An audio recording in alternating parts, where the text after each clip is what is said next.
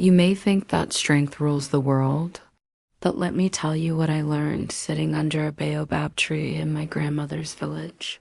It wasn't the lion, the king of the animals, who held the power in this tale. It was the smallest, quietest creature you can imagine. And what the hare did to outwit the lion will leave you stunned. I didn't believe it at first either. But let me tell you the story just as it was told to me, the story of the lion and the clever hare. Asterisk, where the fear began, the lion who ruled the landies still remember the first time I heard the story. I was no more than 7 or 8, sitting cross-legged on a raffia mat outside my grandmother's hut. The fire crackled softly in front of us, its orange light dancing on the walls and chasing the shadows up into the thatched roof above Dot. It was one of those nights when the moon refused to come out, when the stars looked like they were holding their breath, and even the crickets kept their chirping low. That was when I knew something different was coming. Something not just entertaining, but important. A tale meant to teach, not just to tell Dot, my grandmother. Her skin wrinkled like the bark of an old iroko tree, sat with her walking stick across her lap. She looked at each of us, me, my cousins, and the neighbors' children, with those sharp eyes of hers. And then she said in a voice soft and firm, "Do you know who ruled the land before the humans? It wasn't the kings with their crowns. No, it was the lion.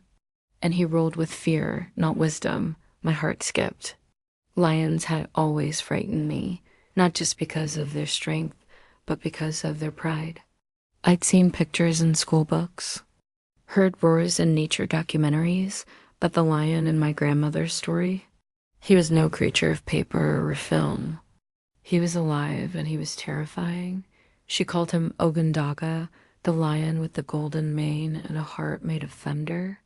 He lived at the center of the forest, the place where even the trees leaned away and the winds walked softly. He didn't hunt like other animals. He didn't chase or wait or sneak. No, he demanded. Every day, one animal had to be sent to his cave. One animal for one day of peace. That was the deal he made with the rest of the animal kingdom, and they agreed. Not out of respect, but out of raw, helpless fear. My grandmother paused then and stirred the fire. The embers hissed like they knew what she was going to say next. And I leaned in closer. She said the animals held meetings every week, weeping and pleading, but none dared rebel. The lion was too strong, too fast, too cruel. His claws could tear through bark like banana leaves. His roar could shake mangoes from their branches. No one wanted to be the sacrifice, but none dared refuse either. Imagine waking up every day wondering, will today be my turn to die? That was the life. The animals lived under Agwandaga's rule. Even the biggest beasts, the elephant, the buffalo, the rhino, bowed before him. The hyenas stopped laughing. The monkeys stopped playing. And the birds sang only sad songs from the tops of trees. That's when I started to feel the story in my bones. As if it wasn't just about animals, but about people, about us. About any time in life when the strong prey on the weak, when fear becomes law, and silence becomes survival. I asked my grandmother, why didn't they all run away? She looked at me, her eyes full of knowing, and said, because fear doesn't need walls to hold you. It builds its cage inside your mind. That hit me hard. The animals could have fled the forest, yes, but where would they go? The lion's reach was long. His nose could sniff out a lie. His ears could hear a whisper in the wind. And besides, they had families, burrows, trees they called home. So they stayed. And every morning, a name was drawn. The chosen one would walk to the lions, den head low, steps trembling, while the others wept quietly and prayed it wouldn't be them next. Mothers gave up sons. Friends gave up friends. It was a cycle of survival with no end in sight. Then came the drought. Food became scarce. Water holes dried up, And the lion grew impatient. He sent word through the wind. If a sacrifice does not come by sunrise, I will hunt the entire forest myself. That night, the animals met in secret, their stomachs growling louder than their courage. They argued, shouted, cried, until an old tortoise stood up and said, "We are waiting for a miracle. But maybe what we need is a mind brave enough to think, not fight." That was when someone whispered, "What about the hare?" Now, I'll admit, even I laughed the first time I heard that part. A hare against a lion? It sounded like a joke, but my grandmother shook her head. "That's where the story truly begins," she said. Because what the lion had in strength, the hare had in cleverness. And it struck me then how we're so quick to measure power by muscles and roars, but forget the strength that lives in thought and calmness and timing. The animals agreed. The hare would be the next sacrifice, but not because he was weak, because he volunteered. He looked them all in the eye and said, "Let me go. I have a plan." I remember gripping the edge of my mat at that point. My cousins stared at my grandmother like she was weaving magic from firelight. And maybe she was, because what she said next changed the way I saw everything. Sometimes, she said, the smallest step in the right direction becomes the loudest victory. And that's how the tale of the clever hare began, not with a fight, but with a decision. Not with strength, but with strategy.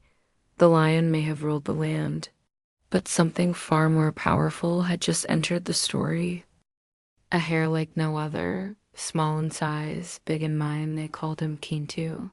The little hare with eyes that never stopped moving and a smile that made you wonder if he knew something you didn't. My grandmother said he wasn't just clever. He was clever in silence. He didn't boast, didn't seek attention. He listened, he watched, and when the time was right, he moved. I remember asking her, wasn't he afraid of the lion? She laughed, stirring the fire with her stick, and said, "Child, fear doesn't mean you're weak. It means you understand the danger. But some animals, they choose to walk through it anyway." That was Kintu. He had watched day after day as one animal after another was sent to the lion. He saw how fear made even the strongest creatures tremble. He saw how no one dared to think differently. But the hare, oh, he thought differently about everything. He didn't believe in strength the way the lion did. To him, power was not about size or sound. Power was about knowing what your enemy expects and doing the exact opposite. And that's why when the animals turned to him in desperation, when they said, "It must be you," Kintu didn't cry or beg. He nodded calmly and said, "Let me go, but give me until midday. The sun must be high before I arrive." They didn't understand why. They argued, but the hare held up one small paw and said, "If you want change, then let me go my way." That morning, while the rest of the forest watched with tears in their eyes, Kintu set off, not running, not dragging his feet, but walking slowly, purposefully, his small body bobbing between roots and thorns, his ears flicking at every sound, but his eyes always focused forward. I asked my grandmother once, was he brave or just crazy? And she smiled that crooked smile of hers and said, "Sometimes, child, they're the same thing." Now, here's what most don't know about Kintu. He didn't grow up with much. His burrow was shallow, his meals simple. He was often mocked by the younger animals for being small, easy to overlook, always talking to himself. But he had something they didn't, the habit of thinking in layers. While others reacted, he planned. While others panicked, he observed. And it wasn't just the lion he had studied. No, Kintu watched everyone. He saw how fear made the monkeys shake and the zebras run in circles. He noticed how the lion puffed up his chest when anyone cowered. He paid attention to how the birds changed their songs when danger was near. Every twitch, every silence, it was information. And Kintu remembered it all. My grandmother said, cleverness doesn't come from books or big heads. It comes from paying attention when no one else does. So when Kintu volunteered to face the lion, he wasn't just being noble, he was calculated.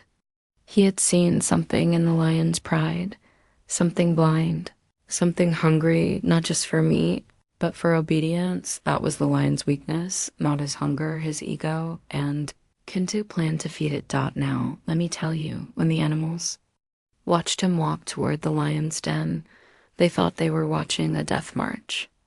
No one, not even the old tortoise, believed the hare would come back. Some cried, some turned away. Some whispered prayers, but Kintu, he wasn't afraid. His heart beat fast, yes, but his mind was calm, focused. He had something far more powerful than fear in that moment, a plan. Before reaching the lion, he took a detour down through the narrow gorge, around the old baobab that leaned like it was listening. He took his time, gathering what he needed: stones, leaves, mud, even a cracked tortoise shell he'd hidden long ago. All pieces of his puzzle. Then, as the sun climbed high into the sky, he began the final stretch toward the lion's den. Now this is where my grandmother always leaned forward, her eyes narrowing, her voice dropping to just above a whisper. She said the forest went silent when Kintu approached. Not a single bird sang, not a single branch cracked. Even the wind held its breath, and then he reached the mouth of the lion's den. Ogundaga. The lion was already pacing. His golden mane bristled with impatience. His stomach rumbled like distant thunder. "You're late," he growled, his voice shaking dust from the rocks. Kintu bowed low, panting as though he had run a long way. "Great lion," he gasped, "forgive me, I came early." "I truly did." But something terrible happened. The lion narrowed his eyes. "What terrible thing?" Kintu stepped back, trembling just enough to sell the lie. "Another lion, bigger than you, blocked my way. He claimed he was king now. He said you were no longer feared. He even said you hide in your cave like a lazy beast while others rule the forest." My grandmother always paused here, letting the tension rise. Even we children would hold our breath, imagining the fury in the lion's eyes. "Another lion?" Ogundaga roared, stomping the ground. "No one challenges me," Kintu nodded quickly. "I told him you would be angry. I told him not to speak your name. But he only laughed and said, you're nothing but an old cat with broken claws." Now, to a lion, those were not just insults. They were challenges. Ogundaga's pride burned hotter than his hunger. "Take me to him," he growled, saliva dripping from his fangs. And Kintu, with that same calm face, said, "Yes, great one, follow me." That was the moment everything shifted. The power was no longer in the lion's roar, but in the hare's direction. Kintu led him, slowly, carefully, back to the place he had prepared. A deep well hidden by grass and stone. A place that reflected like a mirror. When I asked my grandmother why the lion didn't suspect anything, she said, "Because pride makes even the sharpest beast blind." The lion would follow a whisper if it dared challenge his throne. And that's exactly what Kintu had counted on. The clever plan. How the hare tricked the king. If there's one thing I learned from this tale, it's this: when strength grows careless, cleverness becomes deadly. That day in the forest, the clever hare didn't just walk into danger. He walked in with a story ready, with timing sharp as a hunter's spear, and a plan so perfect it made even the fire in my grandmother's eyes flicker with pride. Let me tell you what happened next, just as it was told to me. Kintu, the hare, led the great lion Ogundaga deep into the forest. Not toward the cave where he had come from, but farther, toward the old, forgotten part of the woods where few dared go. The trees here leaned in closely, whispering secrets through the leaves, and the ground was soft with moss and memory. There, hidden behind a fallen log, was the ancient well. Now, this wasn't just any well. It had been there since before the first rain fell, before even the ancestors remembered. Its water was still, dark and deep, a perfect mirror on a windless day. No one drank from it. No one dared throw a stone into it. It was a place of reflection and deception. Kintu stood beside it, panting dramatically.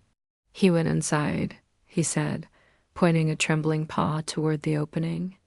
The other lion, the one who mocked you, he climbed into this cave to hide from your power. Ogundaga stepped forward, his eyes blazing. He hides from me? Kintu nodded. I begged him not to speak ill of you, but he laughed and called you soft.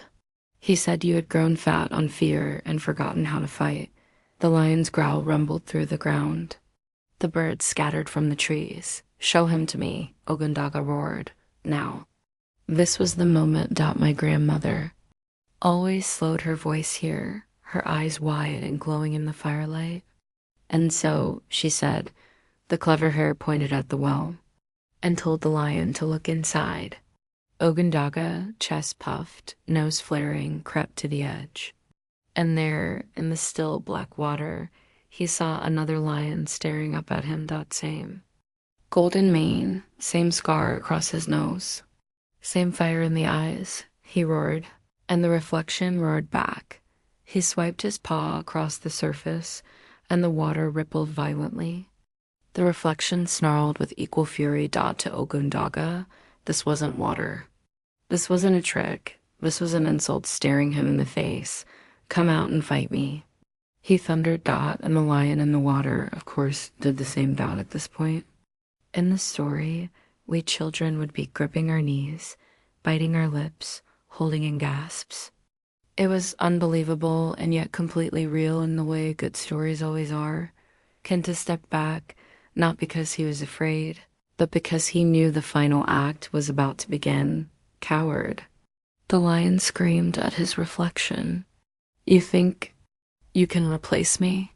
And with that, he leapt. He dove headfirst into the well, claws out, fangs bared, expecting to tear his rival apart, but instead of glory, he met silence. The splash echoed once, then twice, then nothing. He sank. The reflection vanished, the ripples faded, and the water returned to stillness. The forest went quiet. And for the first time in many seasons, no one was afraid. Kintu stepped forward, staring into the well. He didn't smile. He didn't celebrate. He simply nodded, like a teacher finishing a lesson. That's when the animals began to gather, slowly at first. The birds returned to their branches. The squirrels peered from the trees. Even the cautious tortoise shuffled into view, one by one. They realized what had happened. The lion, the one who ruled with teeth and terror, was gone. Gone by his own pride. Gone because he could not accept that anyone might challenge him. Gone because a small hare made him see a lie that felt more real than the truth. When I asked my grandmother, why didn't the lion know it was a reflection? She looked at me and said, because, child, when your pride is louder than your ears, even the truth sounds like disrespect. The animals danced that day. They sang songs the trees hadn't heard in years. They stomped the ground and painted the sky with joy. But Kintu?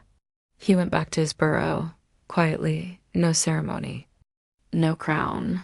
And when they offered him the title of king, he refused.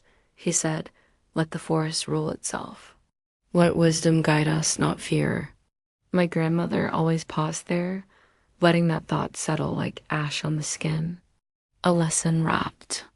In fur and fables, that was the true brilliance of Kintu, not just that he tricked the lion, but that he didn't become one. He knew that power, once tasted, is hard to give up. That pride can rot even the cleverest heart. And so he stepped away, leaving behind a new kind of legacy. The animals never forgot him. To this day, In the rustle of leaves and the hush of twilight, some say you can hear the whisper of his feet, light, quick, and wise. The roar of confusion, the lion's anger in the trap. When I was younger, I always saw the lion as the villain in this tale. But the older I got, the more I began to wonder. Was he simply born a monster, or did his hunger for power make him one? That's the question that lingered in the air as my grandmother reached this part of the story, the part that made everyone lean in a little closer, even the fire itself. She told it not with glee, but with a kind of sorrow, as if to say, even the mighty deserve our understanding before their fall. Ogundaga, the lion, had ruled for many seasons. He wasn't born evil. He was born with strength and the knowledge that he had it. From the time he was a cub, the forest had taught him one lesson: be feared or be forgotten. And so he became fear itself. Claws sharper than bone, roar louder than thunder, eyes that could turn a cheetah's legs to jelly. No animal dared challenge him. No one ever looked him in the eyes except Kintu, the hare, that let me take you into the lion's mind in that final hour, as my grandmother did for me that night. He stood before the ancient well, panting, furious, his golden mane flickering in the sunlight like a flame. His tail lashed the ground behind him, his teeth clenched. And why? Because he saw a lie, but believed it was truth. In the still, perfect reflection of the well, he saw another lion. Not just any lion, but himself, standing taller, stronger, bolder, an insult, a mirror of all his pride. He didn't know what it was. He didn't stop to wonder, because his rage, his ego, was louder than reason. My grandmother leaned in, her voice low and rich. The lion didn't fall because he was fooled. He fell because he couldn't imagine being fooled. That was the heart of the trap. It wasn't just about reflection. It was about recognition. The lion saw someone who looked like him and couldn't accept that anything so similar could exist without being a threat. He had spent so long convincing himself that he was the only king, that the idea of competition, of sharing the forest, was unbearable. Come out. He roared again at the reflection, but of course it roared back. He growled louder, swiped at the surface, snarled until the veins in his neck throbbed, and all he got was a twisted, mocking echo. That's when the confusion began to mix with anger. He circled the well, trying to see if the other lion had snuck in from behind. He sniffed the wind, searching for unfamiliar scent, but all he smelled was old stone, damp earth, and hair footprints that disappeared into moss. His mind, full of power and pride, couldn't understand what his eyes were telling him. He was being outmatched, not in strength, but in intelligence. And for a creature like Ogundaga, that realization was unbearable. So he did what all prideful beasts do. When their authority is questioned, he struck. He gathered his muscles, crouched low, and leapt straight into the illusion. Now, my grandmother's voice always grew quiet here, almost mournful. She would say, when the lion fell, it was not into the well, it was into his own weakness. The splash was mighty. Water burst into the air like shattered glass. Frogs leapt from the edges. A hawk circled once, then vanished, and then silence. No more roars, no growls, no sounds of claw against rock. Only the dripping of disturbed water and the deep echo of nothing. The forest froze. Even the insects paused. And standing a few steps away was the hare. Kintu, his ears perked, his whiskers twitching, his small chest rising and falling slowly. He didn't smile. He didn't run. He simply watched the moment settle into history. The lion, the great and terrible king, was gone, not slain, not betrayed, but tricked by his own inability to listen, to pause, to question. And that, my grandmother said, was the most dangerous kind of downfall, the one we build for ourselves, That's why the story always stayed with me, because we've all known lions like Ogundaka. Maybe not with claws or fur, but with power, with pride, with voices so loud they can't hear anything but themselves. People who confuse fear with respect, who mistake silence for agreement, who think their strength is proof of their wisdom, but what Kintu showed us, what he taught us, is that strength means nothing if it makes you blind, and cleverness, shines brightest in the dark dot after the splash. The animals crept forward, the gazelles, the bush pigs, the birds, the snakes, even the shy chameleons who hadn't left their trees in weeks thought they all came. They all looked into the well, and when they saw only water, calm and still, a hush fell over the clearing. The lion was truly gone. What came next was unexpected. The animals didn't celebrate with loud songs, not at first. There was no parade, no party. Instead, there was a long, deep silence, the kind that comes when a storm finally ends, and everyone stands there wondering how they survived. And in that silence, someone whispered, "The hare, he saved us." From there, the whispers turned to words, and the words to chants, and the chants to songs. Songs that echoed through the trees and found their way into the soil. The lion's reign had ended not with war, but with Witda and Kintu. He had changed the world without ever raising a paw. Wisdom over power, what we all must learn. My grandmother always said, the end of a story is the beginning of understanding. And when she reached the final part of the tale, when the lion was gone and the animals stood blinking into a world that no longer trembled beneath the weight of his roar, she would always pause.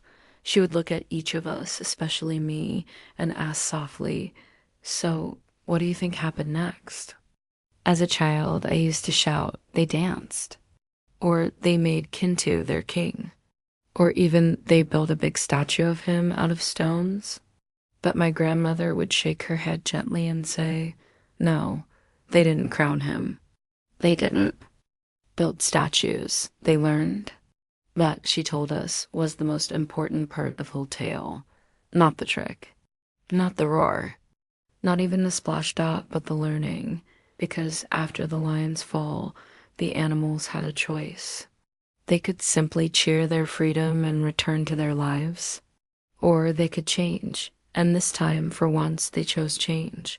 They gathered beneath the large tamarind tree where sunlight dripped like honey through the leaves.